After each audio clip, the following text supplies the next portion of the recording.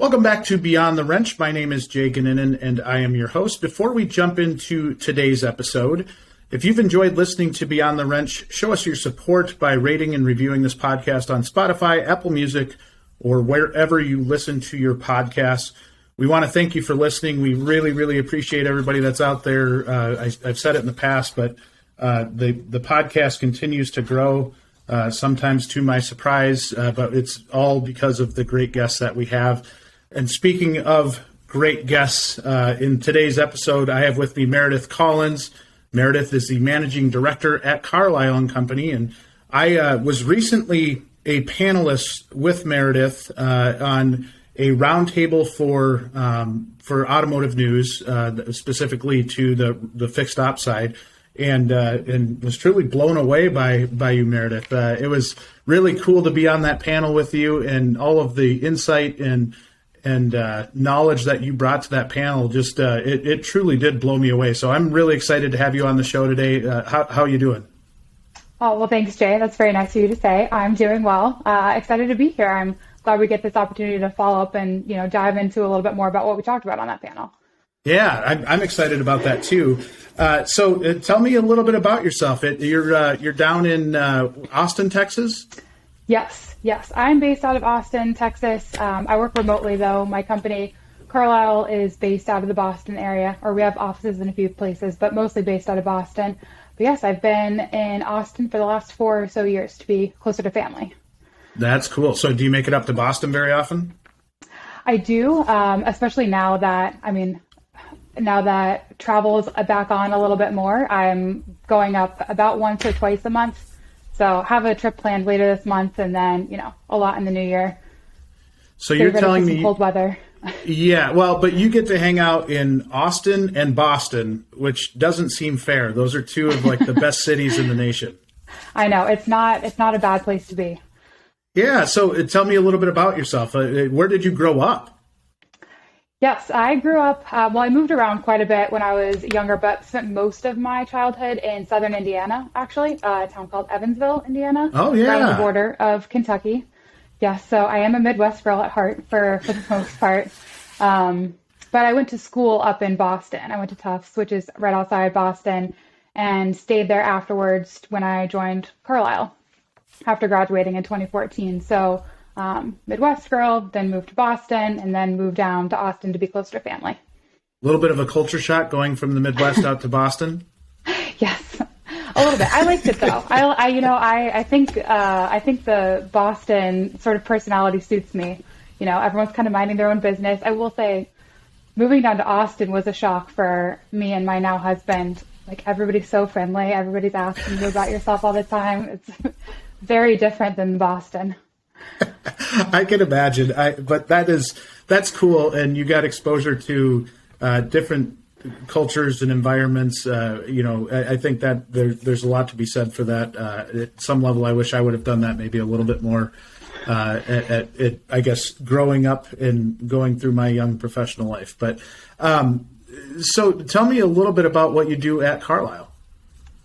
Yes, so I work on our insights team. So Carlisle is we have a lot of different aspects, and we actually recently merged with another company. So our official company name is Ducker Carlisle, and we do a lot of consulting and market research. And what I do focuses specifically on more of that kind of market research, so surveys and benchmarks and metric collection. And specifically, my team is dedicated to the motor vehicle industry, and we work really almost exclusively with motor vehicle manufacturers. So car companies, heavy truck equipment, agriculture, all of those major manufacturers are our clients. And one of the things that I've been focusing on in the last couple of years is our automotive technician collaboration, which is a group of manufacturers who are working together to address the technician crisis in the industry, so helping to recruit and retain technicians to their dealerships. So that's been one of my big areas of focus over the last couple of years. And we all have our hands full with that. There's a definite problem. We'll go into the stats here in a little bit.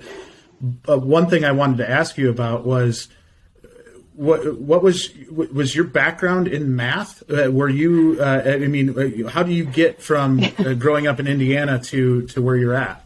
Yes. Yeah, it's a good question. So I did not actually, I studied cognitive and brain science in undergrad, and I majored in econ. Tufts didn't have a business program, so I sort of figured I'll study what I think is interesting and hope that I can get a job doing something also interesting. So I studied cognitive and brain science and really wanted to go into the consulting world, though, after school. And so Carlisle has, a strong consulting presence, and specifically, being based out of Boston, they're a small boutique consulting firm. So I was really drawn to that kind of small culture. I didn't actually, I don't want to say I didn't care, but I didn't know a lot about the automotive industry. I'm not a big car person by sort of growing up that way. But I thought the company was great, and I really wanted to work with those people. And I've loved it ever since. And so have grown to have more of an appreciation and understanding of all the intricacies of the, automotive and motor vehicle world. We talked with our team internally about that very same thing, which is that the automotive and diesel world has a way of sucking you in and just not letting you back out. Like kind of once you're in, it's kind of like, I guess this is where I'm going to be at. Yeah, I think it's something that surprised me and surprises a lot of, as more junior people come in, I feel like they have the same revelation that I did, which is I never really considered how complex and massive this world is, and how there's so many interesting problems that really take a lot of, critical thinking and data to support the decisions you're making. So it can really capture you and, keep you interested and engaged across all of the different aspects, which is really cool. Yeah, and the opportunities are crazy. I mean, when you go from the OE level to the dealer level, across the industry, I mean, there are so many opportunities out there for a young person wanting to get into this industry. We talk a lot about technicians because that's our life. Mm-hmm. But for a young person, I'm wondering if you've got advice for maybe a young person as they get into the industry that doesn't have that background. Was there anything that was surprising over and above that, or any piece of advice you might have for a young person coming out of college or something along those lines? Yeah, I think that honestly, like reading industry publications like Automotive News and the Fixed Ops Journal or Car and Driver, finding YouTube channels of, people in the industry listening to podcasts like this, you start to realize that there are so many different aspects and so many different avenues. Maybe you aren't interested in every single one of them, but getting exposed to, what are the key challenges? What are the key trends? What's on the horizon? It's such an exciting place to be right now that the automotive industry, the changes that are happening with EVs and, autonomous vehicles, it's changing so rapidly, and it's really, at the forefront of a lot of really cool technology that, I think staying on top of that and just sort of seeing what's going on really positions you to, go far in the industry. Well, I think it's good advice for any industry or any job that you go into. The more that you can immerse yourself in it, the more that you can really start to understand the industry. I think that's where passion comes from, right? I think so many young people want to come in and just be uber passionate about it, and maybe they are at a face level, but like being able to really dive into the industry and ingrain yourself in the industry by reading those publications and by listening to those podcasts, like doing those little things will make you so much more passionate about your job because you see all of the different aspects of this world. And I think that's incredible advice. That's something we talk to our team about too, is just, be curious, try to understand things at maybe a different level. And I think whatever job you're in, that's just great. That's just great life advice in general. Mm-hmm. Yeah, I think, and, this is something that we talk about too with, talking about managing technicians or sort of the dealership culture. I think it's interesting that a lot of people think you need to have like deep technical expertise and understanding very at a detailed level, what a technician's job is in order to talk to them or to manage them or to understand where they're coming from. But I would disagree with that. Some information, of course, is helpful, but it's just like talking to them on a human level and understanding them as a person, and then, a person in the workforce and their challenges or what they care about really apply to any job. So it's, it's easy to kind of think like this is so specialized, it's so complicated. I can't wrap my head around it when really it kind of comes down to some basic, aspects of anybody in a job. Treat them like human beings, like treat anybody like human beings, and I think you'll be far further ahead in your career. And so speaking of that, I want to talk about, and this will be kind of the focus of our conversation today, which is a survey that you had done with regard to technicians and just trying to gauge satisfaction, trying to gauge, I mean, when you were walking through it in that panel and the statistics that came out of it, I was really blown away. And I want to start maybe by asking about why do the survey? And I think it's probably kind of a rhetorical question, but it's at some level I want to get maybe a little deeper understanding of, is this just simply trying to get a really true good idea of what technicians feel right now? Yes, so we, Carlisle, do the automotive technician survey every 2 years. So we most recently did it earlier this year. And we actually do it on behalf of our clients, so the automotive manufacturers.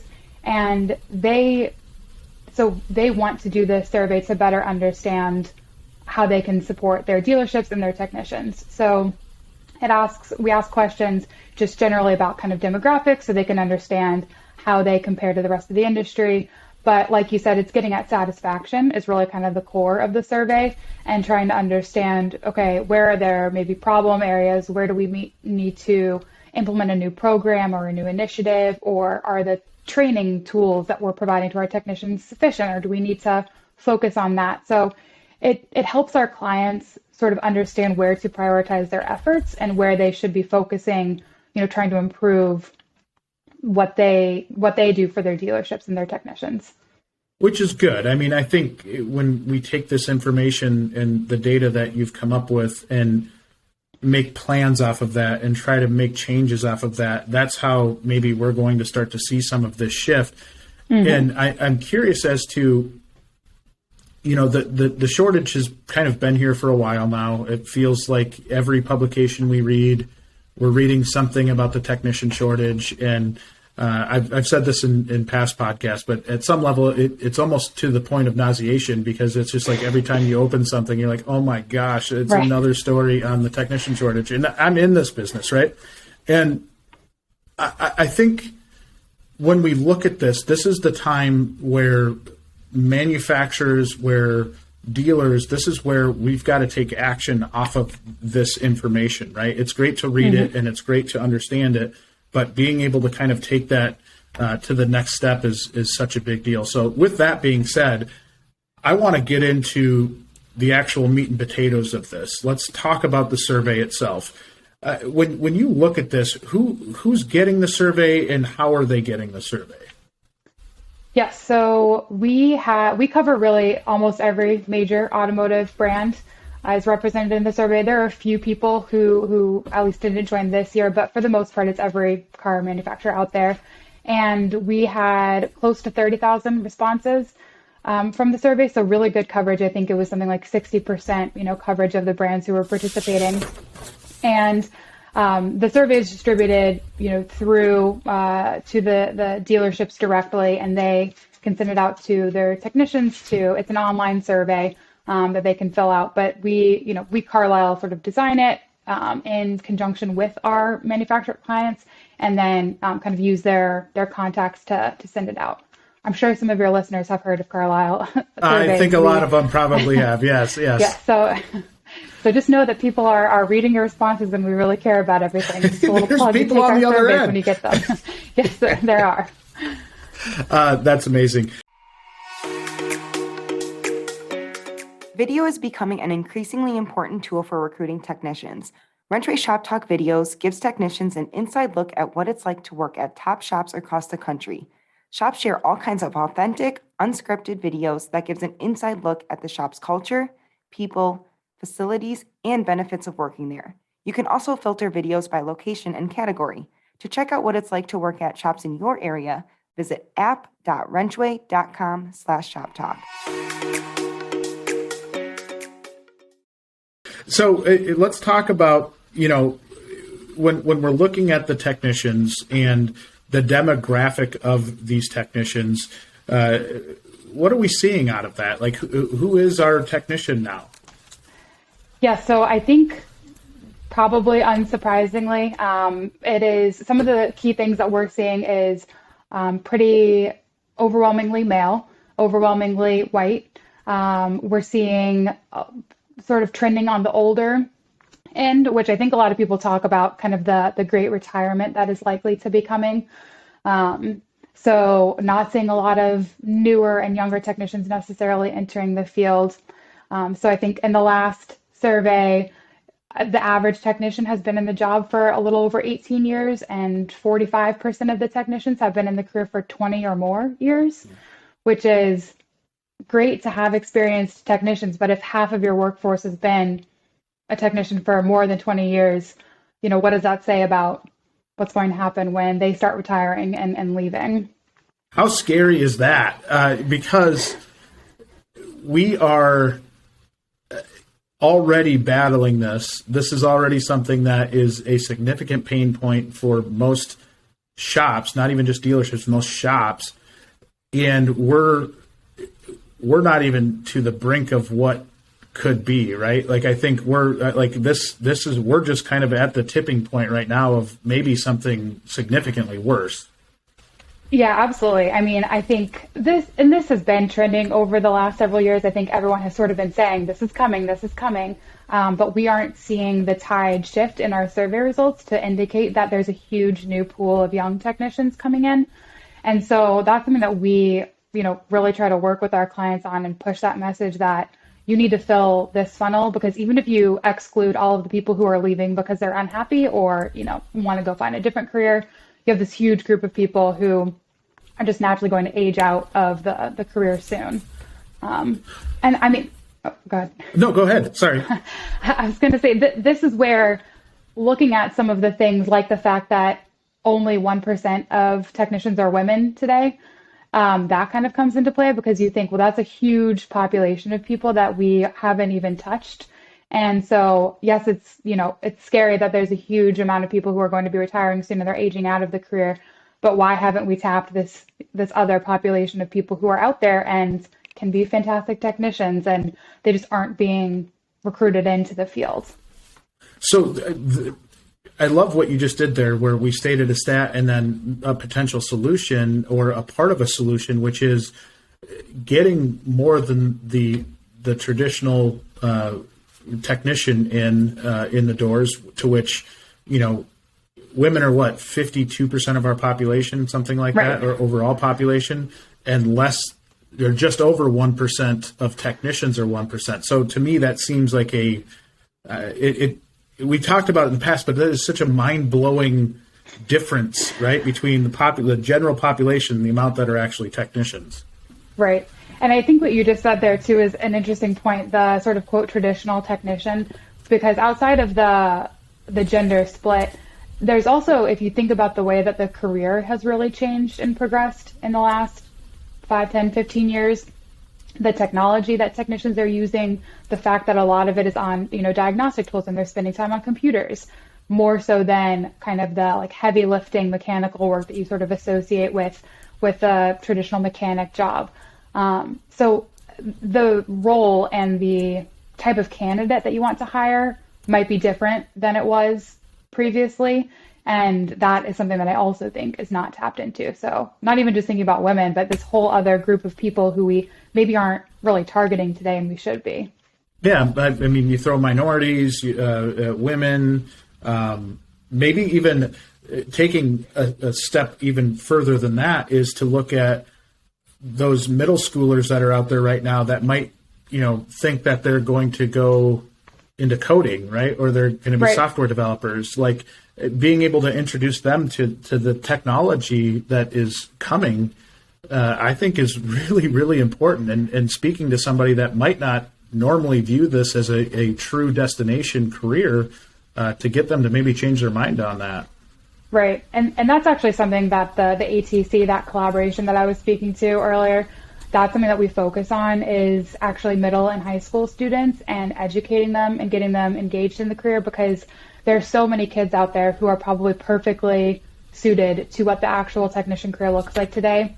And either they just don't know that because they don't have like the right perception in their mind of what the job entails, or, and this is something that we found happens a lot, is they may be interested, but then someone else in their life, like a parent or a guidance counselor or a teacher, tells them, oh, you don't want to do that. That's not a good career. Or they've heard bad things about the technician career, and they sort of, encourage them to pursue other paths and not pursue that anymore. So that's a big thing we're focusing on, is updating that perception out there in the public of what can this career look like, or should it look like.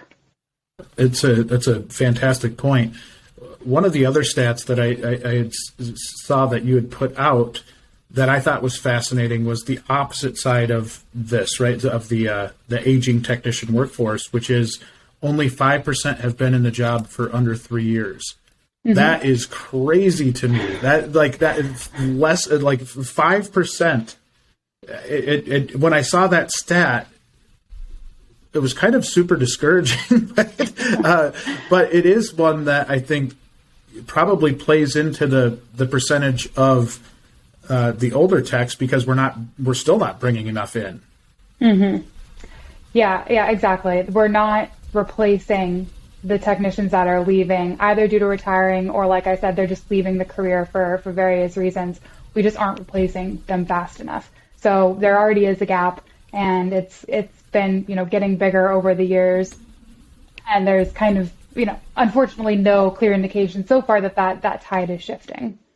Yeah. And I, in some ways, think we might be going a little bit backwards in cutting of programs, high school programs that currently have automotive programs, or even tech ed programs in general. I just had a nice discussion with the folks at Seattle Public Schools, and they have two automotive instructors for all of Seattle for high schools. And to me, that's like, and in talking to some people out in that area, there had been some programs cut, there had been some things, but for two people to try to teach or educate that many kids seems unrealistic. Like there's not every kid that even likes the industry is going to get a crack at it, Right. Yeah, I think we're seeing a lot of that. And, I think some, dealers and some manufacturers have, really good ties with their local schools. That, I think, is one of the biggest things that people can do, is have those connections and make them at their local level, and actually get out in their community or host open house events, and really get in front of the students and, like I said, their parents and teachers, these people who have a big influence on what career path they will ultimately take. And the best way to do that is to get out there and talk to people.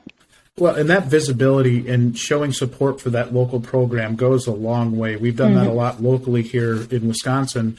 And one of the things that I think is impactful is when you have these highly visible businesses, which a lot of automotive businesses are, and you're showing support for the program, and you're going into those school board meetings, it does change the way they look at it, right? And a lot of schools are battling budget issues right now, and I think having that influence in a school board meeting, or at least having presence within and showing support for your program, that goes a long ways. And it might not seem like it when you go to that advisory committee meeting, but having your presence and your voice there is hugely impactful for that school.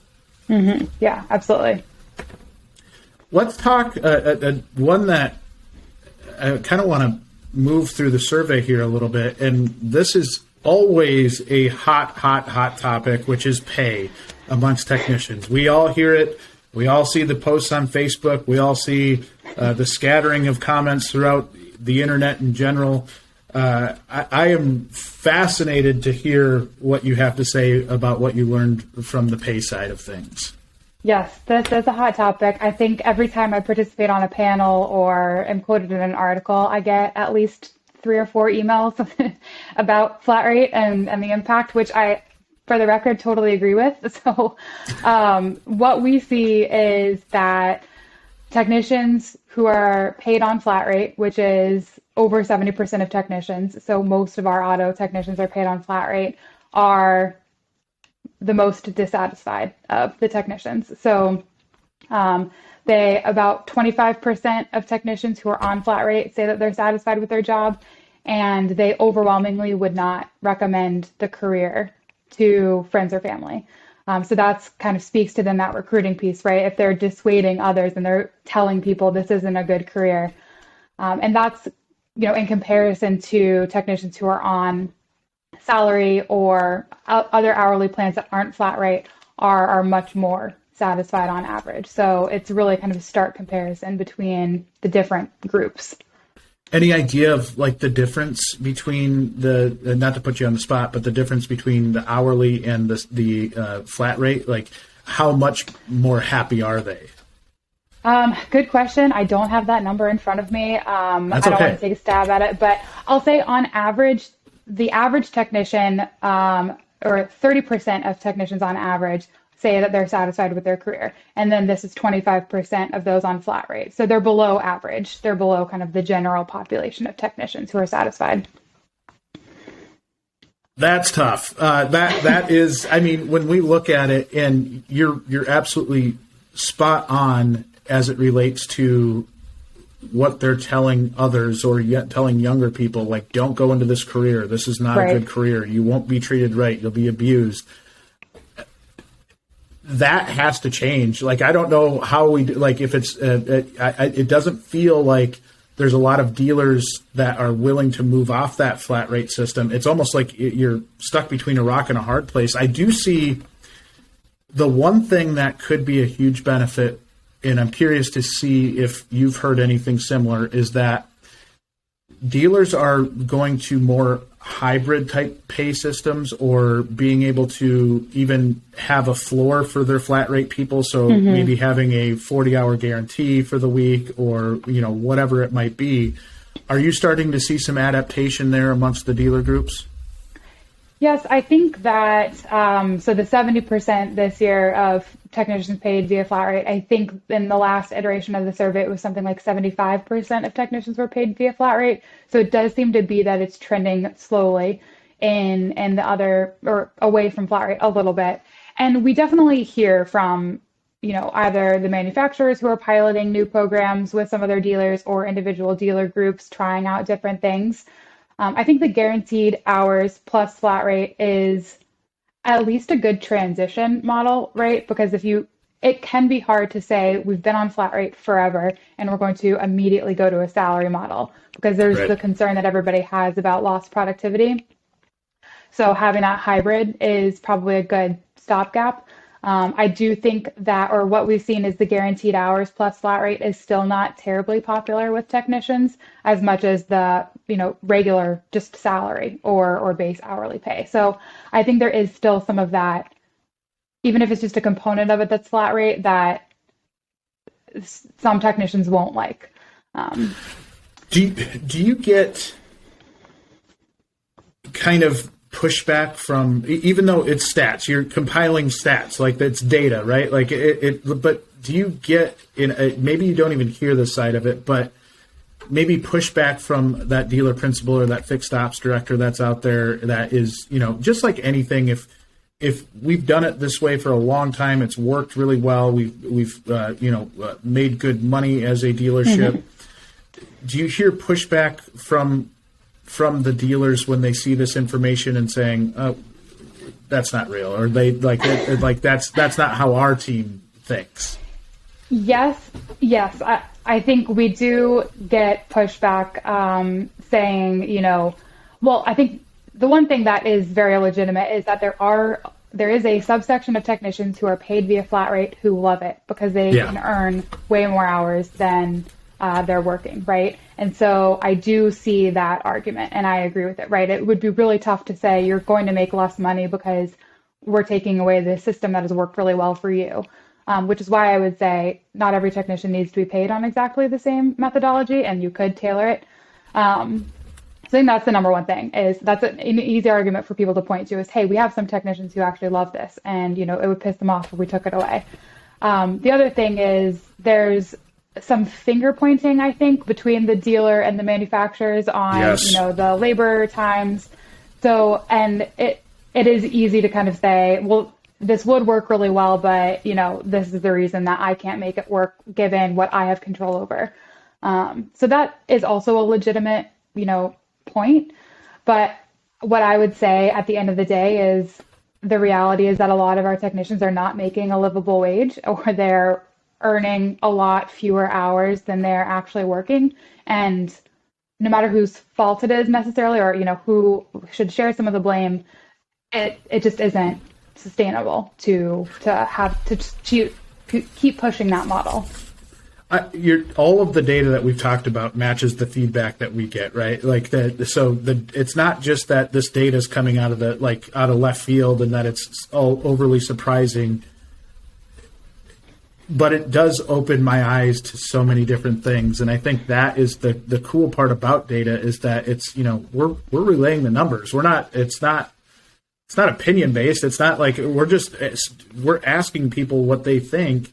And this is the data. This is what we're relaying back. And so, for those shops that are out there that might be a little bit apt to kind of just fight back against it, what I would ask is maybe to keep an open mind a little bit. Like, think about this a little bit more, and don't get defensive over the data, because it's just the data, right? Like, simply being able to relay you numbers to be able to evaluate and see if maybe that's a reflection of you at a local level.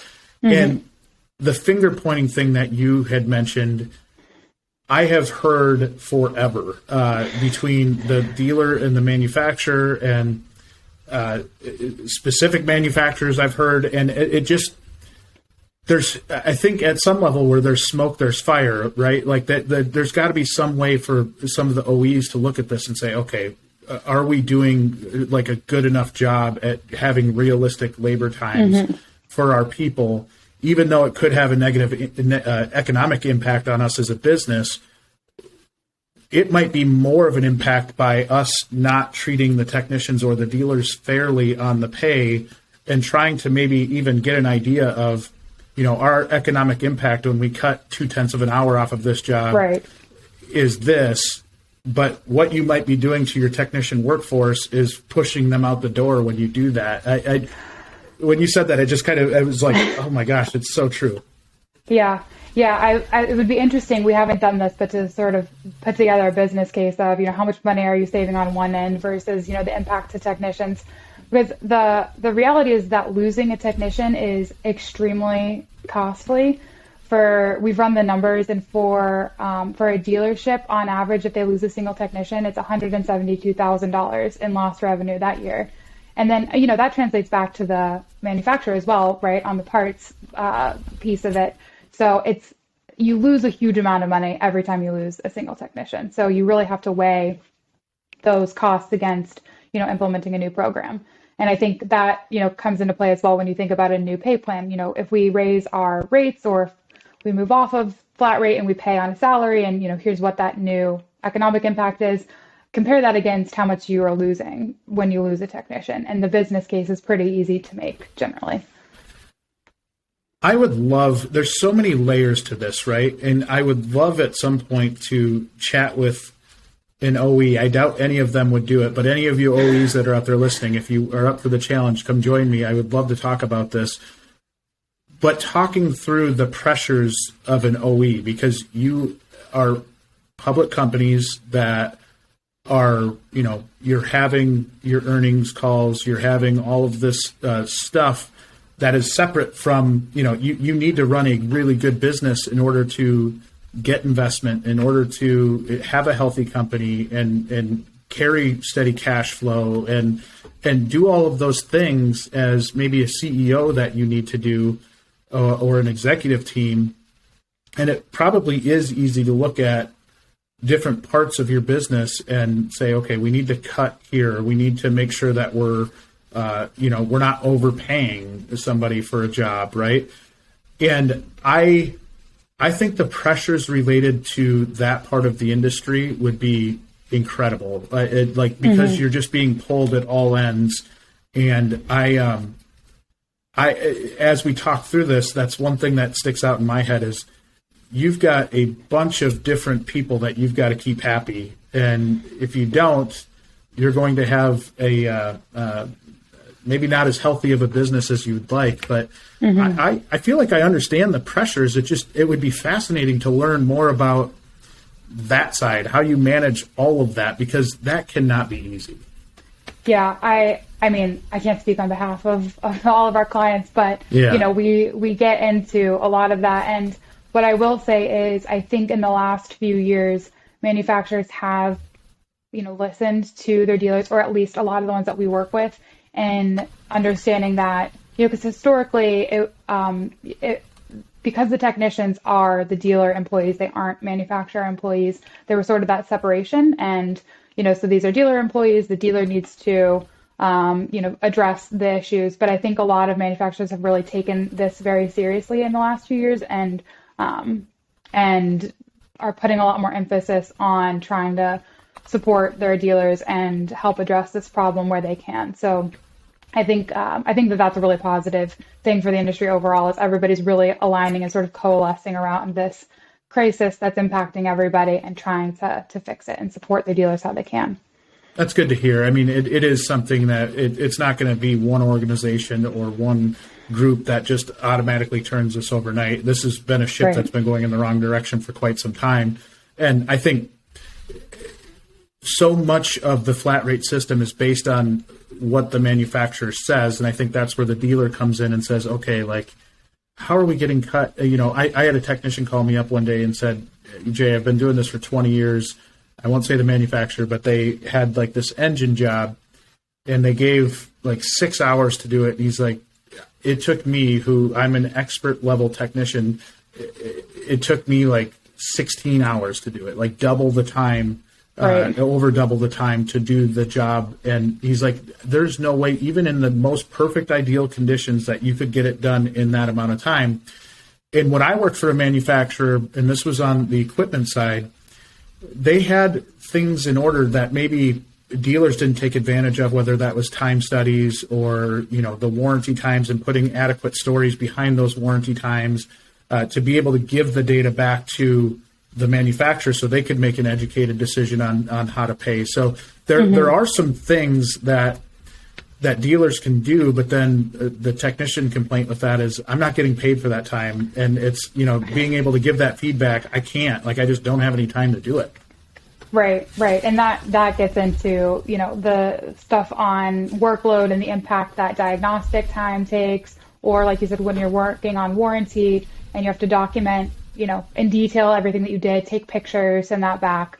A lot of times that is time that the technician is not being compensated for, but they're very much working. So that's definitely a big area of concern as well.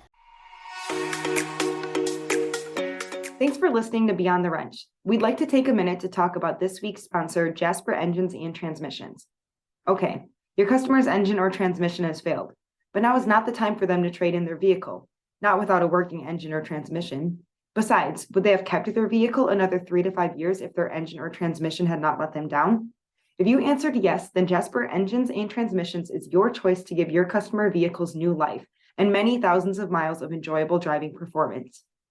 When considering the high cost of a new or newer used vehicle, there's a pretty good case to be made for replacing a drivetrain component that has failed or is delivering poor performance. Rather than trading in their car, truck, van, or SUV, install a quality remanufactured Jasper product for less than your customer would have to invest in a new vehicle or a newer used vehicle. Check out their website at jasperengines.com to learn more about the money-saving value of Jasper. So that's a really nice segue into workload. Let's talk about workload. That's a segment of the survey, and I think there wasn't a lot that really kind of blew me away. Workload was a little different. I thought there were some surprises in the workload side. Can you tell me a little bit about what you learned on in terms of workload for technicians? Yeah, sure. So I think the first kind of highest level thing is just we ask, how many hours do you work in a given week, and compare that against satisfaction. I don't think that this is too surprising. I mean, in general, the more hours you work, the less satisfied you are. I think that's probably true for most professions. You don't want to have to work a ton. And that cutoff seems to happen at about 50 or more hours a week. So technicians who are working 50 or more hours, there's a huge drop off in both satisfaction and their intention to stay in their current job. And I would guess that a lot of that has to do with technicians who are on flat rate. Again, because most of our technicians are, if they're on the job for, 50, 60 hours, but they might only be earning 40 or 50 hours, that has a huge impact on whether they think it's a good career to be sticking around in. Yeah, and I think in any career, you're probably comparing it to your buddies and what your friends are doing. And I think one of the real tough things that we have to deal with was in going through COVID was there's this dangerous environment out there that, people are getting sick and you're supposed to be staying home, yet we're still in the shop, we're still working, and it's hard because as a shop, you have to turn those hours. To have a viable business, you have to have physical labor that is in the shop, and they can't work from home. They can't do any of these other things. And I think that may even drive that a little bit further, right? Where if they see their friends working at home, and even in the automotive industry, there's a lot of jobs where people are working remotely or working in an office 3 days a week and have crazy amounts of flexibility. And we just can't get that in a shop. I think that's got to contribute to some of that. Right. And I think too, the increasing pressures of the shop being open longer hours or being open on weekends and, people having to work shifts that they don't necessarily want to work. That's something that we've looked into the past, and kind of the ideal, workload or work type definitely varies depending, certain technicians are going to want certain things, but that's something that we encourage dealers to look at too is, what do my technicians want? Like, what's their ideal work schedule, and how can I organize shifts or, schedules around that? One of the major concerns for a flat rate technician is their diagnostic time, right? And not getting paid fairly for their diagnostic time, or maybe in some cases not at all getting paid for their diagnostic time. And at some level, I feel like we almost punish our best, right? The ones that are really good with diagnostics maybe aren't being treated as fairly or perceived as being treated as fairly as maybe that B-level technician that can knock out a lot of undercar work. Talk to me about diagnostic time a little bit. Yes. So I think, again, maybe not super surprising, the more time that you spend on diagnostics, the less satisfied the technician is. And this, the cutoff point seems to be if you spend more than 25% of your time on diagnostics, that has a significant decline in your satisfaction and your intention to stay in the career. So people who are spending, a decent chunk of their time, like you said, probably not earning on that time, are much more likely to want to leave the career. And exactly like you said, that is not the new technicians ever. So it's not the junior people, the people who just came in. We're putting in some cases, our best, most efficient technicians on those harder jobs, and then they aren't getting compensated. And, someone else who's just turning easier jobs is, making a lot more money than them. So it's this unfortunate, kind of game of, who you're putting on these jobs and whether they're being compensated. And by our estimates, it's, thousands of dollars that technicians are losing every year due to time that they are not being paid for. So we ask them, roughly how many hours do you work a week that you aren't being compensated for, and then can multiply that by the average rate. And it's, $10,000 in some cases for technicians that they're kind of leaving on the table by doing these harder jobs or not being paid for diagnostic time. Do you feel, and this might be more of a gut feel than a stat to point to, but do you feel like it's more that they don't like not getting paid for diagnostic work, or they just don't like doing diagnostic work? Yeah, that's a good question. I don't know that I know the answer. I would imagine that some people like doing the diagnostic work if they are really interested in kind of figuring out what the problem is. Some people are just like big problem solvers or love to, figure out the puzzle. I'm sure some people don't like it. But I I think it's probably hard to deny that the overarching issue is not getting paid for it. Nobody wants to do work and be on the job and, supporting the business and not being compensated or recognized for that. And I think it's the money, but it is also, I think, the perception of, like, do you care about me and the job that I'm doing if you're not even recognizing or, attributing this work that I am doing to me? Yeah, and that, I think we did a podcast, a couple months ago, where we talked about the importance of service advisors, and that's where having a really good, strong team of service advisors can help you out, because if they can sell diagnostic work the way that they should and be able to speak intelligently about diagnostic work, they're going to be able to sell more diagnostic work. And you're doing the work. You don't go to the doctor and get checked out and not pay the doctor. Like they get paid regardless of what they do and regardless of how long it takes. But our industry has been so far behind in that regard in terms of how we actually bill and how we charge for that and how we sell that work. And I think when you have constant turnover with your service advisors, that can really have an impact on your technischen, because then you're getting fresh blood in that might not know how to sell diagnostic work, and that can be an absolute killer. Yeah, absolutely. This is maybe going a little bit on a tangent, but we do ask in the technician survey about their relationship with service advisors, which has a huge impact on technician satisfaction. This is like one of the biggest drivers. And it makes sense, because if they think that they don't have a good relationship or don't communicate well, that directly impacts the money that the technician is making. And the number one cited problem with service advisors is that the service advisor did not collect enough information from the customer when, on intake. And I think you can draw a line between that and then the amount of diagnostic time they have to spend, right? Because if they don't have enough information, they don't really know what the problem is, they don't know what they're looking for, they kind of waste some time looking for different stuff. And they think, if they had just actually written down the problem or asked the right questions, that would have saved me an hour that I spent like looking around or trying to recreate something that wasn't really the problem.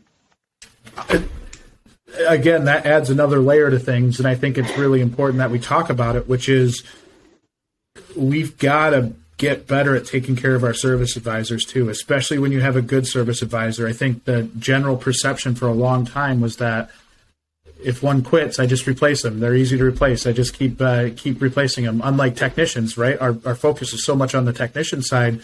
But what you're telling me is that service advisor has such an impact on the retention of technicians that we can't ignore that. We've got to take better care of our advisors.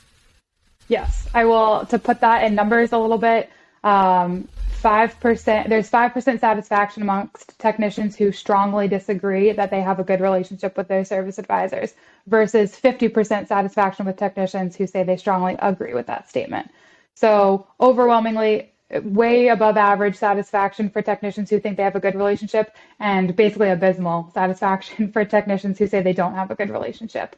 It can make your life miserable. Yeah. And, it's like I said, that $172,000 cost for losing a single technician. It's a little bit harder to draw the line exactly between how much losing a service advisor impacts your bottom line. But you have to think about sort of the trickle effects of, like you said, that turnover is very rapid. They don't spend very much time there. They don't do well with communicating things to the technician, and then that impacts the technician's turnover. So it might be a few steps removed, but you are losing a lot of money by losing a lot of service advisors and not keeping, that knowledge and those relationships up. Was it you? I can't recall with the data that backed up the turnover in service advisors, whether it was in relation to turnover versus technicians. And I know I didn't prep you for that one, but I think from what I recall, the service advisor turnover was far greater than technician turnover. Yes. Yeah. Service advisor turnover, I don't have the exact number in front of me, but it's something between 40 and 50%, where technician turnover is about 30, a little under 30% on average. So service advisors are turning over a lot more quickly than technicians. I think the reason that there's so much emphasis placed on technicians is exactly like you said. Historically, people have thought it's easy to hire a service advisor. I just need like a salesperson. And technicians are very, you spend a lot of time and invest in training them. But it is costly. I think it's sort of easy to overlook that.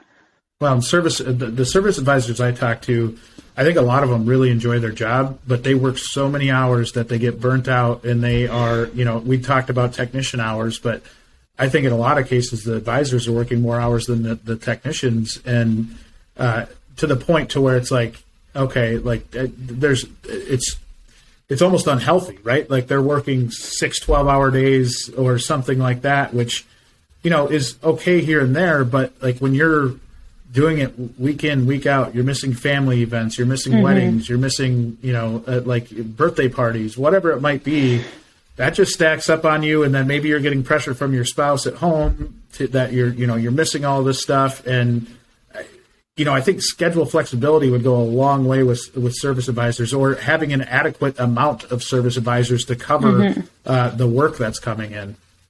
Yeah, absolutely. And it's a tough job too. I mean, if they're dealing with upset customers or, tough or angry customers, it's not like their 12-hour days are necessarily all easy. So it's tough for them.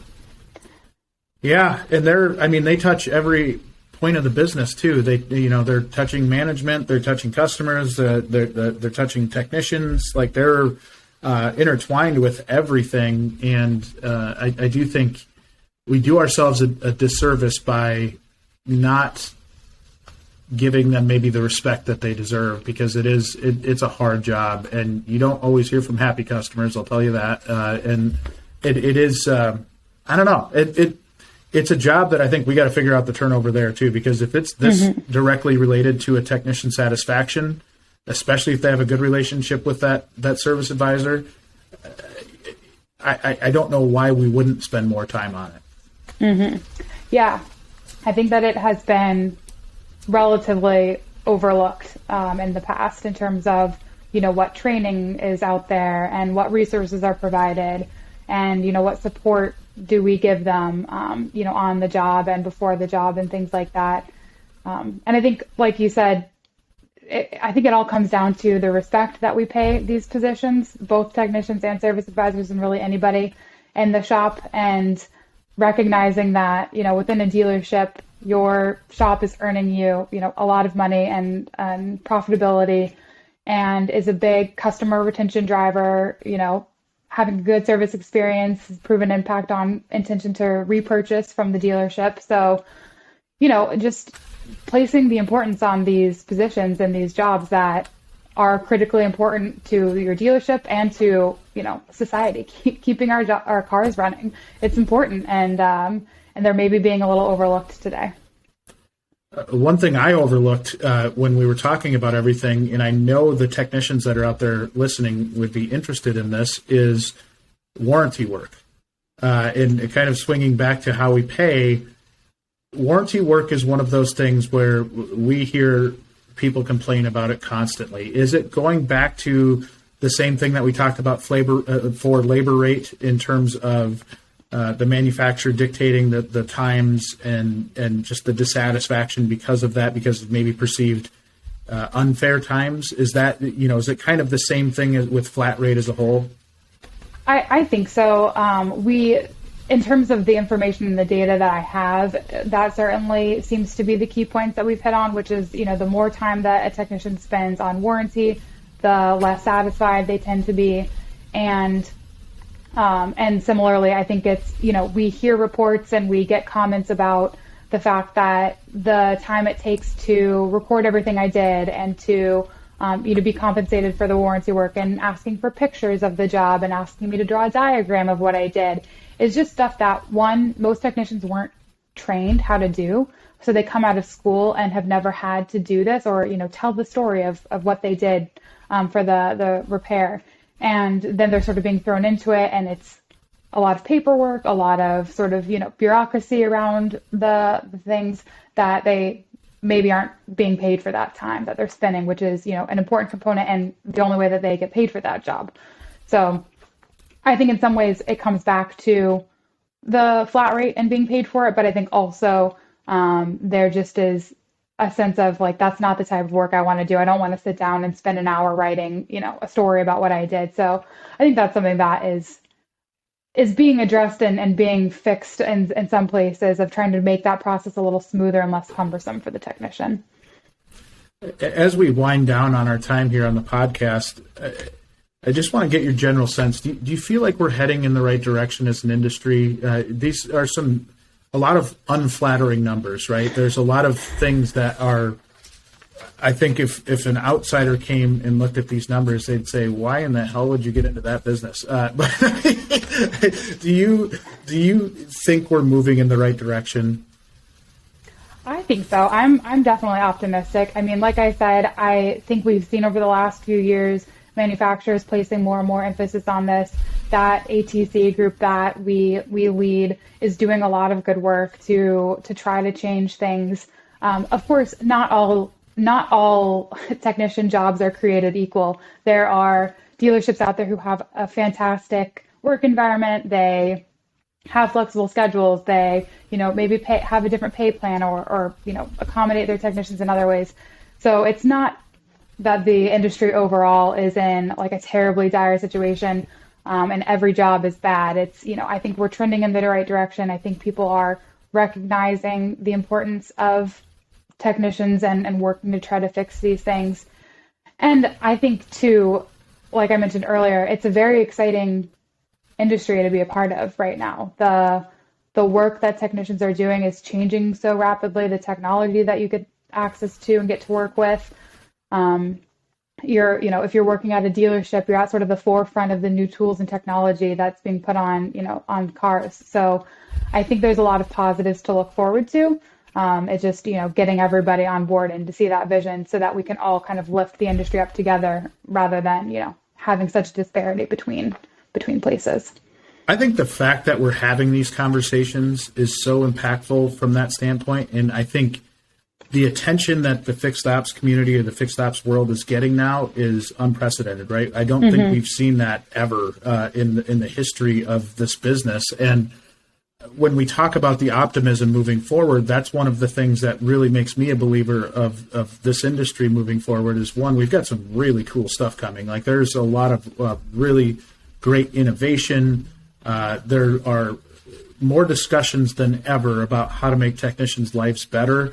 I think the fact that the OEs are having those conversations as well and taking them seriously, I think I could even go back 10 years ago and you go to, as we record this, we're in December, middle of December, and contract time would always come up, and it was talk about sales for 99% of the conversation. And, oh yeah, by the way, how's the service department or how's the parts department?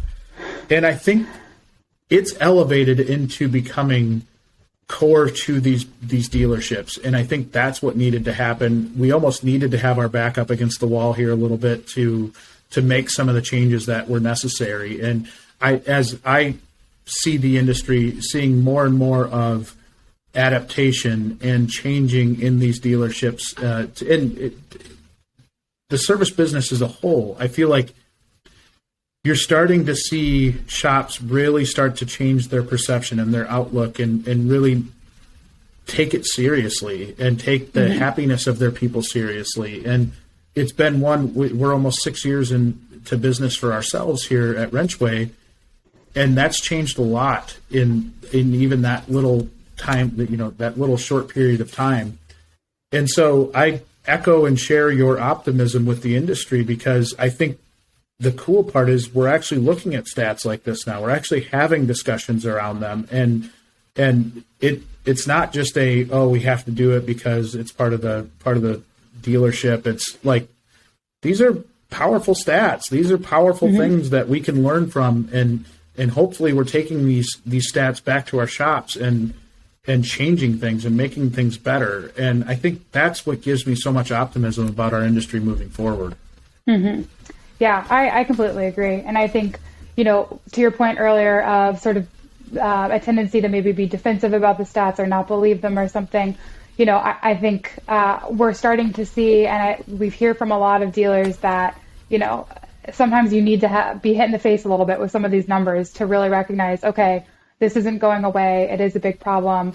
It's better to address it than to ignore it, right? And pretend like it's not happening, because it is, and it could get worse. So I definitely think the data is powerful, and we're seeing people use it a lot, which is very encouraging. Yeah, and it's got to be more exciting for you as you're gathering this data and you're doing all of this work to be able to see that people are actually putting it into action and they're doing some things. So I will say it has been an absolute pleasure to be able to sit down with you for an hour and pick your brain on things. The stats that you guys collect are insane and incredible. So I appreciate the fact that you spent an hour with us kind of talking through everything.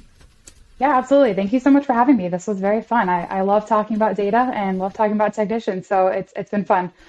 Oh, how do people find out more about the company? You can go to our website, duckercarlisle.com. If you visit Project Shift or goprojectshift.com, that is our ATC recruitment website that'll share more information on that important initiative. And you can find my information or reach out to me through the Ducker Carlisle website as well. All right. Well, thank you so much, Meredith. It was a pleasure spending some time with you, and look forward to the next time. Awesome. Thanks, Jay. That wraps up this week's episode of Beyond the Wrench. Be sure to tune in next week for another brand new episode. As a reminder, don't forget to rate and follow Beyond the Wrench on Apple, Google, Spotify, or wherever you listen to your podcasts. This helps us get Beyond the Wrench in front of other fantastic shop owners, managers, technicians, and dealers just like you, so we can continue to help improve, promote, and grow this amazing industry. Thanks everyone for listening, and we'll be back next week.